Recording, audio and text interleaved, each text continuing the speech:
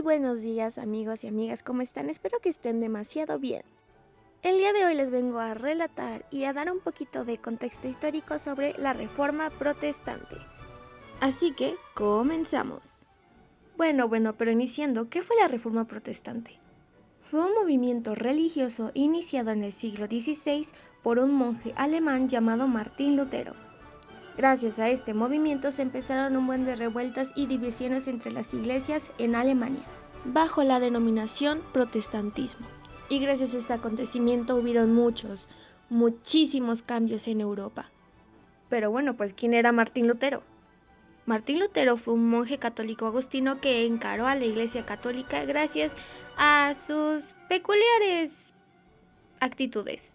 Y lo principal que desencadenó todo esto fue en 1517 cuando clavó en la iglesia de Wittenberg sus 95 tesis, en la que cada una de esas 95 Lutero encaraba a la iglesia católica por la venta de indulgencias, por la adoración a dioses, por mencionar algunos. Y bueno, las principales causas de esta reforma fue la corrupción de la iglesia, obviamente, los eclesiásticos con poca formación y las diferentes interpretaciones de la Biblia.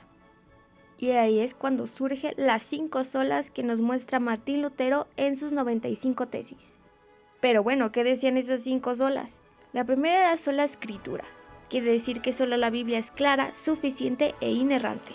Sola fide, solo por la fe es la salvación del creyente.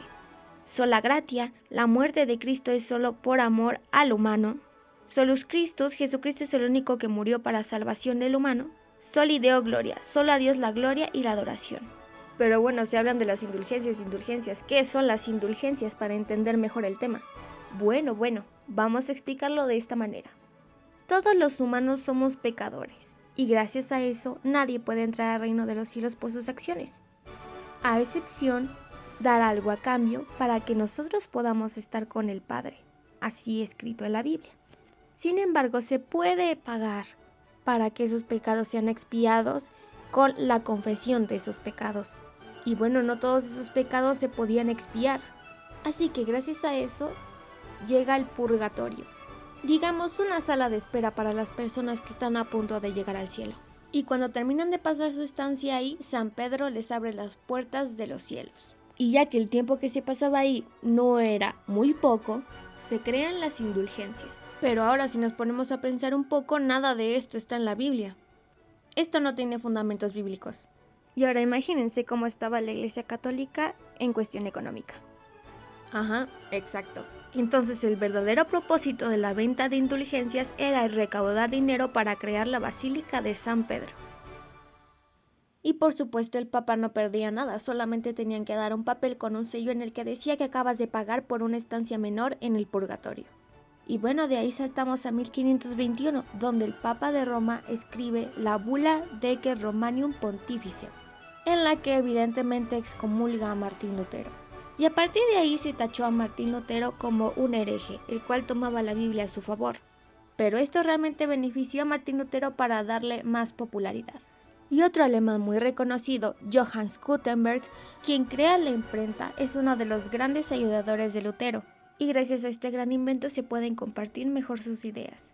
Y de ahí surgen nuevos reformadores, como Calvino, como Zwinglio, Enrique VIII, por ejemplo, quien, digamos, también lo utilizó muy a su favor, ya que se quería separar de la Iglesia Católica para crear la Iglesia Anglicana. Después de todo lo acontecido con Martín Lutero y de que fue excomulgado, algunos agentes de Federico de Sajonia capturan a Lutero, donde lo refugian en el castillo de Warburg.